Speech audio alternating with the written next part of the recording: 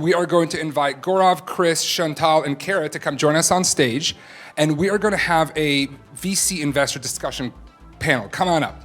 All of you are familiar with what a VC is at a high level. But what I'm hoping to do today is to both share a little bit more about what that looks like, and also specifically about how they think about the opportunities in the market, how they think about opportunities to invest in startups, and some advice they have for companies like yours on how to properly pilot, trial, and work with startups. But to begin, I'm going to start with a question to all four of our panelists today. And to start, please tell us a little bit about yourself, how you got into venture investing, and about one or two investments that you've recently made that you're excited about. Kick us off. Thanks, Gilad, and thank you for having us. This has been an awesome day so far. Hi, everybody. My name is Gaurav Tooley. I'm a partner at a firm called F Prime Capital. We're a $11 billion global venture capital fund that's backed by Fidelity Investments. If you guys have if you invest in public stocks through Fidelity, they also manage this money for private companies. We've done a lot in travel over the years, so you asked what are some of our recent investments. Companies like Canary Technologies, which is in the hotel technology space, OTA Insight in the hotel space, ConnexPay, which is in travel payments around your theme of, I call it fintechification, which sounds more complicated, but yours is smoother, and many others. AvantStay in the short-term rental space, and there's an area we're really passionate about and excited to meet some more of the folks here today. Good morning, everybody. Chris Hemeter, Thayer Ventures. We're a little bit smaller than F Prime. My background, I grew up in the hotel business, and in fact, our fund that I started close to 12 years ago is sector focused. We only invest in travel tech, so this is my world, and we're now investing out of our fourth fund. We have, in addition to typical financial investors that are part of our fund, we have strategic investors. So Marriott, Hilton, Hyatt, those are all investors in our fund. So we're deeply focused in what's happening in travel and super interested in the category, obviously.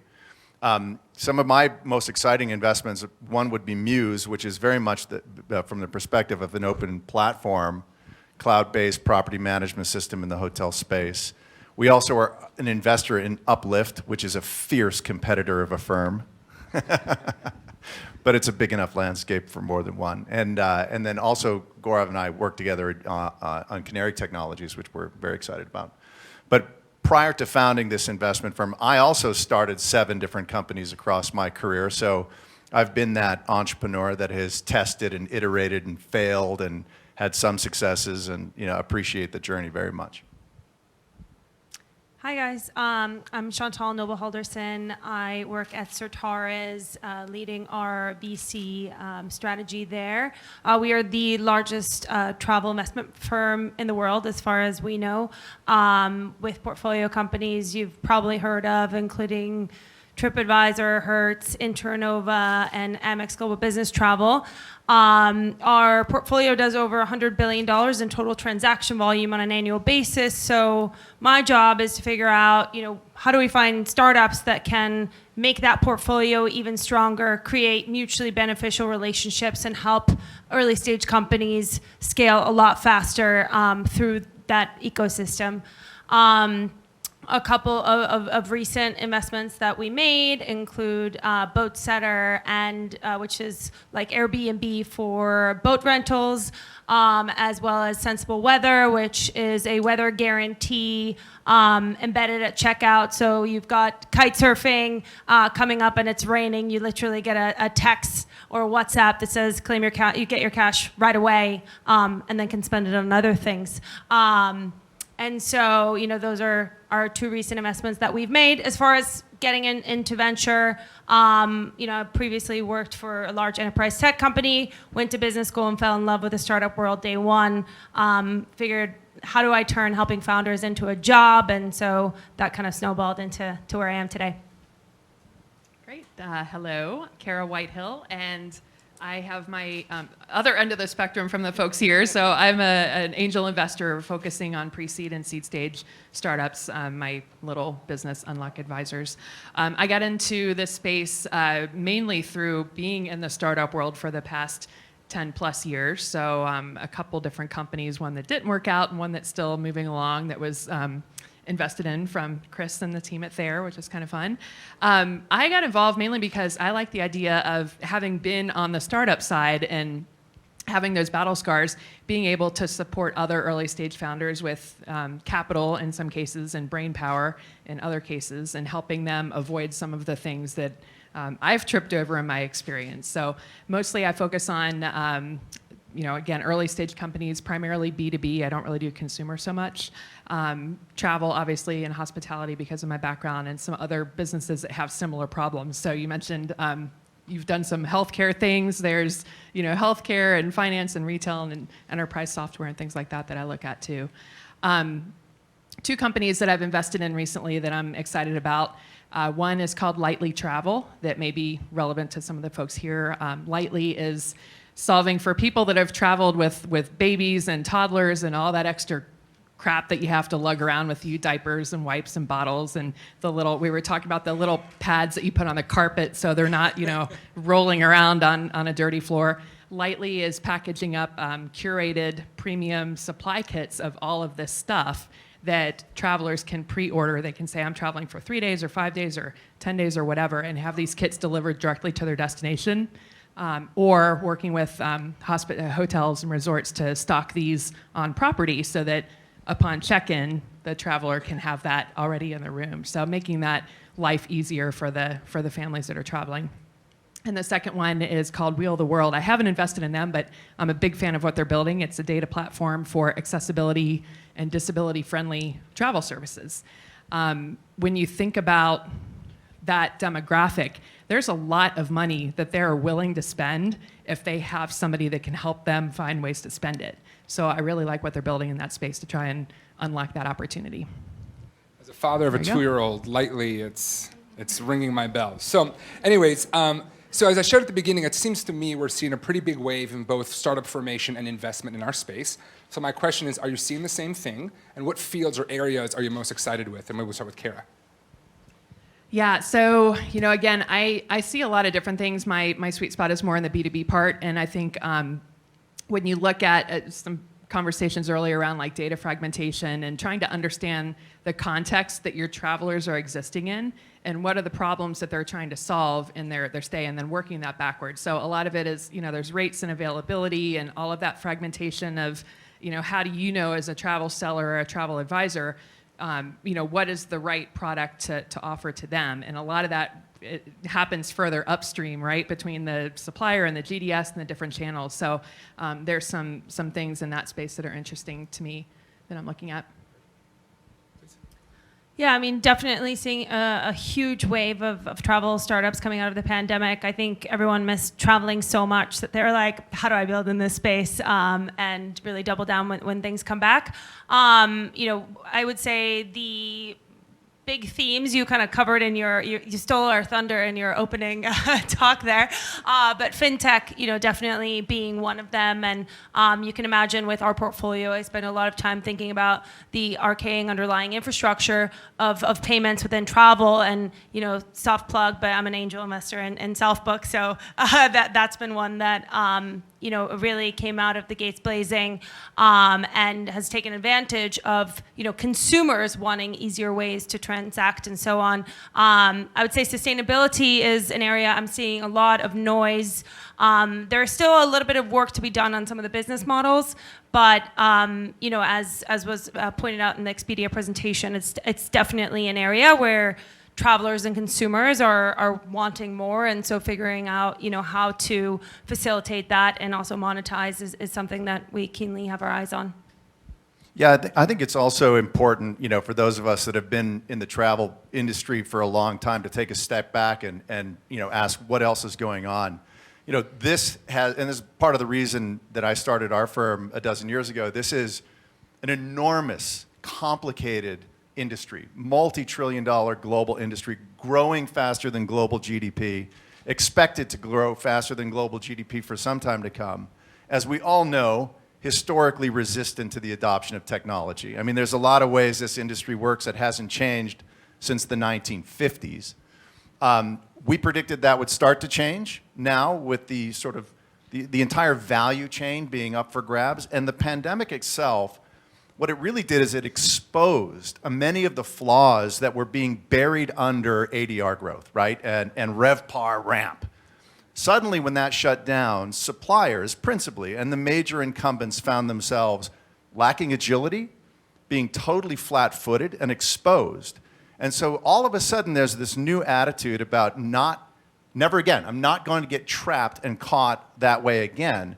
The result has been increasing experimentation, increasing testing, a flattening of organizations. So, one of my partners is Marriott. Pre-pandemic, they were working on housekeeping software, and they were analyzing this across a global cross-functional team that was due to deliver their report in 2 years. That's not innovation. That's not the pace of change, right? So now we've got these flat organizations iterating, testing, and doing new things. And that's just, frankly, a warm rain in the desert for entrepreneurs, right? The wildflowers just start popping. And that's what we're seeing now. So it's an incredibly exciting time. The interesting thing is, and I don't mean to carry on here, but now we've run into this period where suddenly capital is just suddenly tight. So innovators were ramping fast, capital was flowing, and now it's been choked off. And so you've kind of got this combination, this conflict between startup energy and the scarcity of capital. And it's creating some interesting opportunities, but some challenges for us as well. So I think Chris is 100% right about how the pandemic exposed a lot of the problems at the infrastructure layer, and that has been, for us, some of the most interesting areas to invest. I do think, with all due respect to Hopper is a very unique beast in being able to create a B2C business in the face of successful OTAs like Expedia and Booking. It's really hard to build a B2C business today, I think, as many people know. But because the pandemic exposed these problems in infrastructure, and Chris's point about what was happening in the 50s, companies like Amadeus and Sabre and TravelClick, I mean, these are 30 years old. Like, these are ridiculous ancient technology that was like consortiums, conglomerates of. I mean, they were built by conglomerates of also ancient companies, and so the opportunities are huge now. But the need is there also. So, they have relationships that go decades in the travel industry, but there's an opportunity to overlay kind of new engagement layer technology that, maybe it'll still sit on Amadeus, but it'll be that Amadeus and Sabre, there'll be one piece of the puzzle, not the dependency we all have on them today. And So we see this in the hotel industry, we see this in airlines. Like, there's an opportunity to build new infrastructure that is going to sit on top of these legacy tools, but provide easier access for travel agents, easier access for consumers, and make things just a lot simpler to do that have been really hard in the past. And so that's probably the broadest area that we're most excited about. Perfect. Well, I'm going to stake with Gaurav here for the next question. For the early stage startups in the room, what advice do you have for them as they prepare for fundraising? And what metrics do you think they should focus on, especially at the early stage?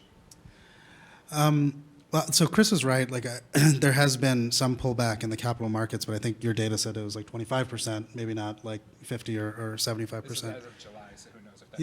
Yeah.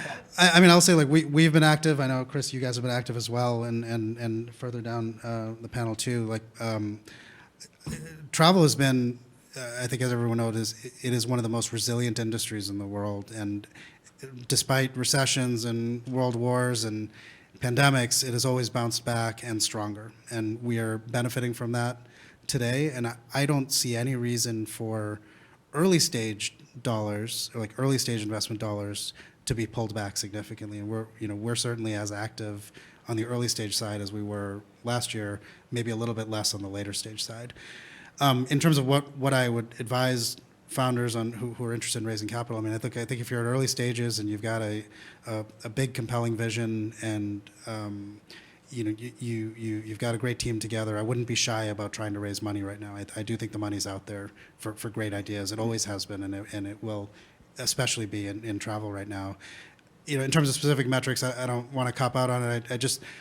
We don't look for very specific metrics, I would say. Like, what we care about the most at the early stage is, in addition to the big idea, great team, like, have you built something that your customers love And can we see that when we talk to your customers? Are they showing just incredible passion for your product to the point where like they would rather quit their jobs than not have what you built for them? Like that's an amazing product. And at the early stages, that's what really matters. Like I think that's the value creation piece. Like we will help you with the value capture piece. Like that comes later. So we don't really care about revenue, don't really care about metrics, not at that very early stages. It's really about like finding something people love. Yeah, I mean, I would completely agree with all of that. But one of the things I would add is that we've come through a 3 to 4 year period where the concept of financing risk was sort of low. And so a lot of startup entrepreneurs were not thinking about that. In fact, they were thinking about valuation growth. I'm going to just keep pumping my valuation and I want to be a unicorn, right? Everybody, how many times have we seen pitches where people start with, this is the next unicorn? I mean, and that was a thing for a while. The game has changed. And so I think startup entrepreneurs need to be very mindful of what financing risk is. And it's a combination of a number of things, but one of the most important things is you never want to be caught in a time of the development of your business where you have to raise money, but your business doesn't look that great. People used to be able to get through that a few years ago, not so much anymore. I also think valuation is very important because there's nothing that will kill a business faster than being overvalued when it approaches its next financing. So if you get some crazy family office to give you an extreme value on your startup, but by the time you need money the next time, you're not worth that much, a lot of investors just aren't going to take the call because we don't want to deal with the down round drama of telling you you're worth now half of what you were before. But if you back up from a wealth creation perspective and you actually stepped it up appropriately, there's still plenty of ownership on the table for you. So I think it's really important for entrepreneurs today to be mindful of financing strategy and to be mindful of capital efficiency because now it's become the thing that can bury your business if you do it wrong. And let me add one more thing, Chantal, to your answer, please. Help us understand what happens next. So when they raise at the very beginning, what should they be thinking about kind of in that mid stage as they're thinking about going from maybe a seed or an A to kind of the next rounds? How should they be thinking about that? I mean, metrics are incredibly important, and that kind of doubles down on what you were saying. And I think, I do want to clarify that it feels like capital has dried up, but really what's happening is that valuation and term sheets are coming in at a lower price. So it's not that founders aren't getting term sheets, and some are not, but it's just that it's typically at a price that they're not happy with because it's 30 to 50% lower than it would have been in January or December of last year. And so when it comes to that next stage, you're seeing a lot of investors that may have been a bit quicker to write checks without doing, deep level diligence last year because things were moving so fast and you were literally meeting a founder and the round was closing 3 days later, to now, people sitting back in their chairs and saying, we need to go deep in the data. I need to do a cohort analysis. I need to understand have you actually achieved product market fit? And so now you're having to answer the questions that everyone should have been answering all along, and that I personally believe will lead to fundamentally stronger businesses as we look down the pipe. But obviously, it's a bit painful when your friend, raised $50 million and did it in 3 weeks, and now you're having to crunch through, some pretty heavy data sets for weeks and possibly months. And so, I would just really think about being thoughtful about how you're growing, how you're hiring, how you're spending. Path to profitability was something that wasn't discussed last year, and now it's back on the table, even a little earlier stage. And revenue is once again pretty important. And so, having a story, I think it's really hard to generalize because every business is different. But I think you need to kind of go back to basics and what all the guidebooks to fundraising told you that you needed to be prepared for, because all of that is back. Absolutely, thank you. And Kara, switching gears just a little bit, what advice do you have for agency and supply partners that we have here as they think about working with startups, as they think about piloting technology, and most importantly, as they think about helping foster an innovation economy within our industry? Yeah, I have a lot of strong opinions on this, having been in that position as the startup. But one quick point just to elaborate on what they were saying, because I do have a different perspective on that as an angel investor. Angels don't care about the same things that institutional investors do, because we don't have a specific return that we are trying to aim for, that we're being held to by LPs, right? So angels are caring about a different thing. A lot of what I look for is, I want to know the founder is really concerned with solving the problem that the customer has, not the problem they want to solve. And they need to have a line of sight on a business model. I don't expect to see revenue and profitability at that early stage, but they need to have a line of sight on what a business model looks like, because it's not philanthropy that we're in this for. We want a return, right? And so we want to know that you're paying attention and being thoughtful about how you're solving a problem that somebody will pay you money to solve for them. So those are the things that I would say as an angel are a little bit different than that. But to your question, you know, you have leverage when you're talking to these startups. You're a lot bigger than they are. Don't burn them, like pay them, right? That's the biggest thing. Like pay them the market rates for the service they're providing. Too often we would get in these conversations with really big potential, you know, and this is a B2B conversation primarily, but we would get in these sales conversations with really large potential customers, and they would squeeze us in every last, you know, they want to do a free pilot for 3 months, and then that turns into 6 months. And it's like, that's not doing anybody any good. You're partnering with these startups and these early stage companies because they're solving a problem that you can't solve yourself, right? If you could do it, you'd be doing it. But you can't do it, so you need them to be viable, you need them to be strong, and so you need to support them both economically and, you know, with good, thoughtful feedback, right? They need to be solving a problem for you, and you need to collaborate with them in that process. So I'd say that's the biggest thing I would suggest is, you know, really look at them as partners in your innovation life cycle and make sure that you're treating them appropriately and paying them for it. Thank you. Chris, anything to add on the point of how our suppliers and agencies could support startups and innovation better? Well, I was going to give a here to what Karen just said. I mean, that's really important, right? Otherwise, you can choke out the little flower before it's had a chance to actually throw petals, which is not, you know, what do we learn from that? So, you know, I think that it's just, it's the same thing, right? It's whenever you're working with an innovator, I think what you can do from the perspective of, you know, well, what perspective are you taking? From your professional perspective, you are in a position to give incredibly valuable feedback. And a lot of times we're tempted. There's many of us that are a little bit codependent in our personal nature, and we like to have people like us and say nice things to them. And so you may see a fatal flaw in some company's idea, but sort of hold back on giving good feedback because you want them to like you or you just want them to have a good experience from your conversation. I would say that that is absolutely the worst possible thing you can do with a startup. The greatest risk that we face when we start companies isn't failure. Failure is a learning experience, and we can move on and do the next one. The worst thing that can happen to a young entrepreneur is that they find themselves in a zombie company. And what is a zombie company? That's one that just works well enough to barely stay alive while you try to protect your friends and family capital that came in to get you started. And 10 years later, you wake up and your resume doesn't look so great, and you're out of a job because you had to close down the business. Zombie companies are the danger of entrepreneurship, not failure. So when you're meeting with a young startup entrepreneur, give them critical feedback. Give them the truth about what works and what doesn't work, and you know, the complexity that they're going to run into.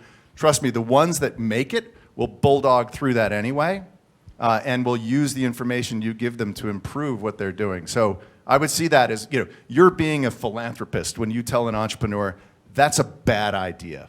You know, go and do something else. So anyway, that's my coaching. Totally. And one thing I would add in the travel space specifically, we have so many founders who come to it from a personal experience. I was one of them. I took a trip to Europe. I was 21. I had all sorts of thoughts about how you can plan a trip with no actual understanding or knowledge of how the industry works, the players, the back system. So anything you can share with founders from your own knowledge is incredibly valuable and really could save them weeks, months, sometimes years of having to learn these things the hard way. So perfect. So we're going to go to Gaurav again. We'll do a quick question for everyone. This came from a couple of the startups we have here today. So how do you think about the preference for SaaS and subscription-based companies as opposed to transaction-based one? And specifically, I sort of like this question, so we'll see what you say, is would you prefer for them to have 10,000 customers paying $5 per month or 50 customers paying $1,000 per month? Kick us off. But 50 customers paying $100,000 a month. So I think one of the really nice things about the travel industry, and often when you have business models that are exposed to the consumer, is that you can benefit both from SaaS and transactional. We're investors in a company called Toast, which is a restaurant point-of-sale business. If you never tipped for takeout before, Toast is the reason you're tipping for takeout now. But it's the point of sale when you check out and you swipe your credit card on an iPad. And it's been a very successful business, and their business model was, I would say, new and relatively unique when they got started, which was they take a SaaS subscription fee every month from their restaurants, and they're also processing the payments. And by processing the payments, they were taking a small, 50 basis points, say, as part of that transaction. And I know there are other businesses that are doing that now. In historically, B2B travel technology has been thought of as kind of a vertical niche, and so there was always questions around, well, how big of a market opportunity is. When you can get both SaaS and transactional volume, you can really blow that opportunity up, and it's really exciting because it makes the unit economics work really beautifully. It makes your ACVs work really beautifully. So I don't have a specific answer to that. Which one is better around 50 customers at X or 1,000 customers at Y, but I do think it is very dependent on the type of customer you're serving and the health of that customer, the breadth of that customer, and that's what we would look to figure out, what are the right metrics that we would have in mind on the health of a business. Yeah, and I think to Gaurav's point, the idea isn't that there is a preferred business model. There's a preference that the business model you choose overlaps with the market you're addressing, right? And that could be any one of those three. And sort of, at the risk of oversimplifying, sort of buried deep in the unit economics of most businesses is this idea of long-term value related to cost to acquire, right? So we call it CAC and LTV because we love using little acronyms. But the reality is that formula of cost to acquire a customer divided by its long-term value is the fundamental of any unit economics in a business. Now, the long-term value might grow rapidly over time because you have these increasing revenue base that comes from your business model, or it may be under a great deal of pressure because churn is a huge component of your business problem, right? So, but ultimately you'll find that there is sort of a business model that functions well against that sort of fundamental LTV to CAC. Now, that's a little bit of a sort of B2B investor's perspective. I think consumer investors maybe look at it a little bit differently, but I would caution any startup entrepreneur from just getting totally fixated on a particular business model and then trying to force it on top of the solution that you're creating, because if it's a mismatch, it's not going to work no matter what. Yeah, I mean, I completely agree. And I think, obviously there's something really nice about recurring revenue, but that you feel like you can rely on and count on. But it's also very hard to price when you don't have a hybrid model, because obviously you end up with customers that are consuming your product or service at very different levels. And so, rather than have, 1,000 different tiers, having a hybrid model, allows you to kind of offer the same solution, but they can flex up and down, and you're capturing the most value on your side. I've also seen, the emergence of kind of gain share models in the last few years, where you're taking a percentage of upside that you're creating. That can be hard to prove, so you need like a really robust mechanism to do that. But it can be a way to get around B2B situations where your client doesn't necessarily want to pay for your service, and you kind of have to prove yourself first. But yeah, I would definitely echo everything they said. Yeah, I also like the hybrid model. Having been on both sides again, I think, from the investor perspective, it's nice to know that you've developed some type of service that people feel comfortable paying you on a recurring basis for. The transactional component of that is nice because that gives you a line of sight into their usage, and if it continues to trend up, that's great. If it's slipping, then like what you need to look at and poke around to figure out where the problems are. As a startup employee or founder, it will help you sleep better at night to have that recurring revenue base. And it's also a bit easier to sell in the B2B context because the customers you're selling to can predict what their costs are a bit easier than if it's like fluctuating, a ton from month to month. Transactional based pricing can be a little sticky to try and sell. To the other question, I think it's an interesting one. I don't think there's necessarily a right answer, but $5 makes me nervous. Anything that's too low just means you have to sell so much of it to really like have a compelling revenue line. So, I'd say that part personally, that's a little low, but I like the idea of having more customers at a moderate price point, because if you can retain those customers and if you can develop additional services to upsell them on, getting 1% or 10% better on the basis of 500 customers versus 1% or 10% better on the basis of 50 is going to make you scale much more quickly. How many startups in the room, by the way? How many people here are actually building a business? You know what? That's not a fair question, because those of you that actually are travel advisors are entrepreneurs and are building businesses too. So it's the majority of the folks in the room. Absolutely, which is wonderful. So what we're going to do now real quick is we're going to bring in a perspective from two more people who couldn't be with us in person. One is Bobby, who is a partner at Rockventure based in Paris, and the other is Nick, who is a partner at a fund in Singapore. We're going to play the videos real quickly, and the questions that I asked them to share was a little bit about themselves and their fund, a little bit of what they're seeing in terms of the travel startup ecosystem, and any advice they have for either startups or larger technology companies trying to do business in Asia and in Europe.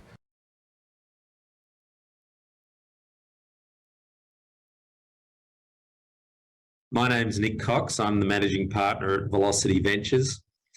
We're an early stage investment firm focused on travel and hospitality startups in Southeast Asia. Pleasure to be with you today, and sorry we couldn't be there in person. Gillard has asked me to share a few thoughts on the Southeast Asian ecosystem and some thoughts also on startups that might want to come to these markets. I've got 4 minutes to do it in, so I'm going to be super quick. I'm going to share my screen and go through how we look at the ecosystem in Southeast Asia, and we do that by firstly identifying problems that the industry is facing, and I'm sure these problems will be familiar to you, but labour shortages are a huge issue in the industry as it comes back from COVID. Decarbonisation, a major focus, managing cost increases, forecasting demand as the world seems to become a more unpredictable place, reactivating mothballed assets that have been shut, aircraft, hotel rooms, etc. The blurring boundaries of work, leisure, and home and away, and how we seem to be seeing more and more hybrid models across these different boundaries. Responding to changing distribution models as we see super apps and search engines disrupt even the disruptors. Figuring out blockchain, crypto and NFTs, and finding genuine business cases where this tech is applicable to our industry. Evolving product to new age customer demands. And finally, reworking marketing plans to incorporate influencers, social media platforms and audience modelling. So they're the key problem statements that we see in the industry. And the way we address that is through verticals. So we look at 5 verticals at Velocity: food and beverage, accommodation, experiences, travel services and transportation. And these are the investment opportunity areas that we see that are solving those problems that I just went through. Innovation is well accepted in these markets. There's a young population, very dynamic economies, fast-growing economies, and innovation is welcome. It's well received. There's a very dynamic startup community in Southeast Asia, and people arriving with new ideas and new products are welcome. So that would be my quick response to Gillard's questions. It's been great to be with you today. I wish you a very good meeting and conference together, and please do reach out if there's any way I can help in your journey to Southeast Asia. Thanks and bye for now.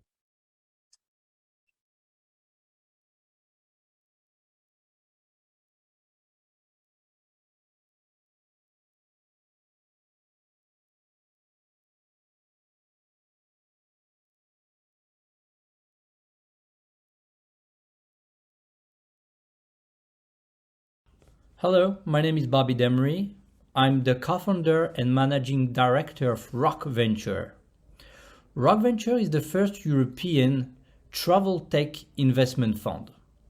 We are deploying 100 million euro towards European and Israeli startup companies at seed and Series A stage.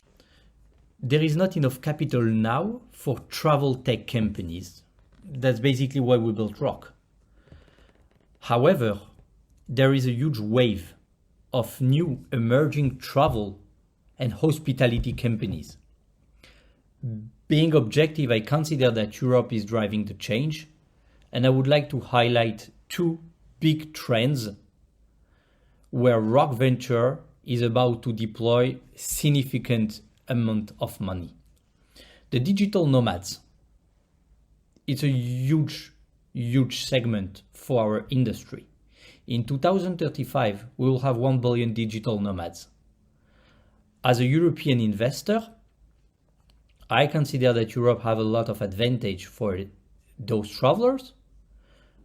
If we look at the most visited country now by those travelers, most of them are in Europe.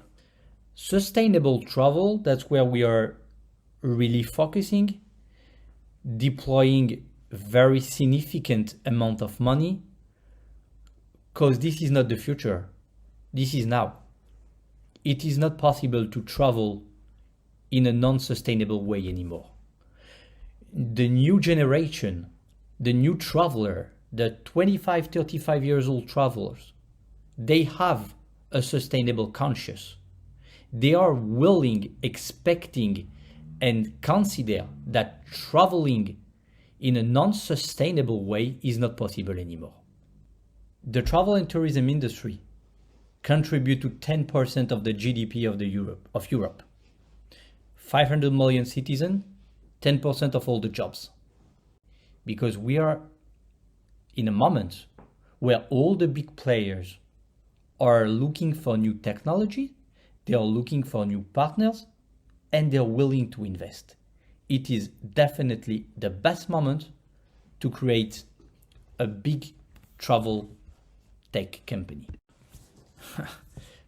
My main advice would be hurry up. We are entering a new revolution for the travel and tourism industry after GDS, after OTAs, after Airbnb. We are in a new revolution. So of course we're running a couple minutes over, but I do want to open up for a couple of questions from the crowd. Any questions for our panel up here? Please. Yeah, so I am not I'm not convinced yet that they're going to go away for good. So just to be clear, I do think that there's a reason that they have survived for as long as they have. They have incredibly durable relationships. They've built pretty mission critical products. But the point I was making is that I do think that what NDC and Direct Connects have done to the market is create new avenues for airlines to have direct channels with OTAs and agencies. And I think we all know that many of the largest OTAs are very frustrated with their GDS relationships, and that's been true for a while now. Because these direct connects are kind of like spoon feeding them exactly what they want, like not only are they getting the ability to sell the flights, they're getting ancillaries, they're getting refunds, exchanges, things have been made a lot simpler for them. There needs to be a world where the GDSs and direct connects can coexist without adding a lot of complexity for you guys, the users, because you don't want to be on one interface one day, and then in the next day you're doing something else, the third day you're in another interface. Like, that's a pain in the neck, and that was what the beauty of the GDSs was historically, is that you could do a lot in one place. But the world is going to get significantly more complex, and so our belief is that this new layer will emerge. I think you'll hear from Alex at Deal Engine. I think they're doing some really interesting things. There's companies like Duffel in Europe that are doing some really interesting things. So we're a long way away from it, but we do believe that this is it's going to come and hit like a ton of bricks. Yeah, I would add to that.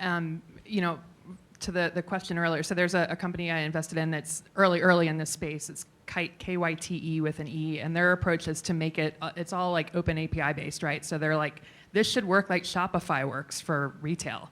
You know, there's nothing that's really that special or secret in the distribution landscape that can't be addressed through just modern API infrastructure, right? But what they need is they need folks like you guys to partner with them, you know, Kite and the Duffels and everybody else, because it is a little bit, there's some friction right now because you'd have to kind of move from one system to another. But until you start doing that, these guys aren't going to get the traction to get off the ground, and you're still going to be stuck working through the GDS, right? So that's where, to the point earlier, you know, looking for folks like you to collaborate with these early stage companies to help them learn and get better and stronger. And it may be a little pain for you in the early days while you kind of sort it out and help them work through it. In the long run, that's the only way that they're going to get traction and succeed. Amazing. Next question, please.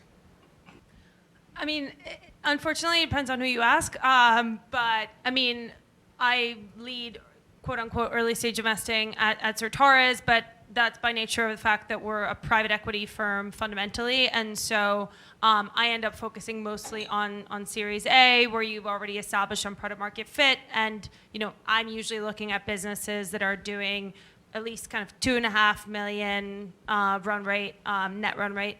And so whereas early stage can often mean it's even earlier than that. So, you know, you've got seed, you have where you typically would have friends and family or angel rounds.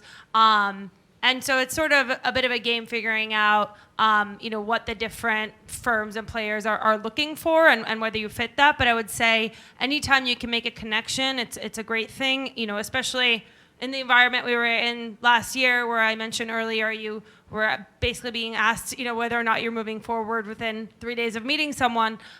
Building relationships and giving investors a chance to track your growth. I always say, put me on your investor updates after we have a first call, and then, you know, even if it's too early, and then I can kind of follow along, have touch points. Also, you can leverage those relationships to, you know, get feedback and insights and introductions to other people. So I think there's never too early to meet someone, but you know, there is definitely, it's important to understand when you're outside of the wheelhouse of the investment thesis, so that you don't waste your time. And Chris, let me add another element. I wonder what your take is. How do you balance the domain expertise of the founder with traction? Obviously, there's some sort of balancing act there. How do you think about that? Yeah, so I think it's important. I think it's important to understand what stage means to the financing community, right? Because that, like, when you're building a company, you may have 35 years in travel, so you're like, hey, man, don't call me early stage, right? I know what I'm doing. But, you know, investors sort of think of businesses as these little engines, right? And there's these sort of stages where you're designing a new engine, and that may be seed. And in those cases, you're looking to raise money from friends and family. Doctors and dentists are also very good sources of that capital. You know, where you haven't yet built anything, but you have a great insight. Typically, you know, being somebody from the industry and having great domain expertise makes that part easier than somebody who's just got an insight but hasn't really done anything yet, right? Then you sort of move to phases where you get that engine started. And if you think about it, there's a test period where you're piloting the engine, you're letting people use it for free, they're testing it in short-term agreements or whatnot. So you're coughing diesel out of the engine and there's smoke coming out of it, but the thing's running. And that's sort of what we would consider still this sort of institutional seed stage, where the doctors and the dentists and the friends and the family are sort of, you know, happy for your success, but you're going to these new seed stage fund investors. When we get into the lettered series, the Series A, Series B, Series C, Series D, and so on, then you start really getting into the economics. So, you know, to Chantel's point, a Series A investment might have a threshold of, you know, you're doing 3 to 5 million in revenue, that you're no longer dominated by testing and piloting, but you've actually shown that there's a go-to-market commercial model that's starting to work, and the capital you're going to raise is basically to flush out the executive team and do more of what you're already doing, right? And then it gets into just fundamental math when you get into B, C, D, E, F, G, you know, go public and otherwise. But I hope that was helpful. Thank you. Do we have one last question? If not, I've got one lightning round question for each of you. What is one common mistake that you see founders make when going to investors for fundraising? And I'll give you a second to think. I'll give you my common mistake. I've got mine already. Go. Telling me you have no competition. Oh, that's a good one. That's a good one. And I always ask, okay, now tell me the names of a couple of companies, if I were to invest in your company, that you would be upset if I backed after the fact. And then they always come forward. Yeah. The other one people forget is that, especially in the B2B space, often the competitor is doing nothing or not doing that thing you offered at all. I think that's one people forget. Thank you. You know, I would say that one of the biggest mistakes you can make is argue with an investor when you're making a pitch. What we're looking for often, especially in growth stage companies, is this combination of, you know, confidence and brilliance and insight, but coachability and flexibility and intellectual engagement. There's nothing that turns off an investor faster than, you know, a founder who's argumentative. It's a red flag, and oftentimes you'll find that there won't be a follow-up call. Yeah, I it should go without saying, but like, don't misrepresent stuff. I mean, I've had a couple folks pitch me and tell me that they have, you know, these big clients, and then I know people with those clients, and it's like not true. So, you know, please don't do that. That just reflects badly on you and your team and all that. But you know, that's sort of an obvious one. But I think also, you know, kind of to your point, like, not every investor is going to be a fit for every startup. And so you may pitch somebody and they may be a no, but use that opportunity to ask them good, constructive feedback questions and then listen to what they say. Like, you know, they may not know your space at all and they may not have anything really valuable, but at least listen to them and hear what they're saying, because that might be relevant down the road. You never know. You don't have to argue with them, but just like listen to what they say and really absorb it. And I'll add, anytime someone says no, you should ask them a question they can say yes to. So if they said no to invest in your company, ask for intros. They will do their best to say yes. You're a good sales guy. For me, it's, you know, venture capital is a very specific type of asset class, and not every company needs venture capital or should use venture capital to fund their growth. And so I think really internalize for yourself, like, why do you want VC money? Because it comes with a lot of headaches too. It's not just like all glory. So like, why do this company in this market really need venture capital? And if you can't really articulate that, I think you should question whether you really need it. These are amazing. The one I'll add, my favorite, mistake du jour is pitching your features, not the business opportunity. Investors are investing in business opportunities, not in features. Anyways, thank you very much. This was amazing. Thank you, everybody.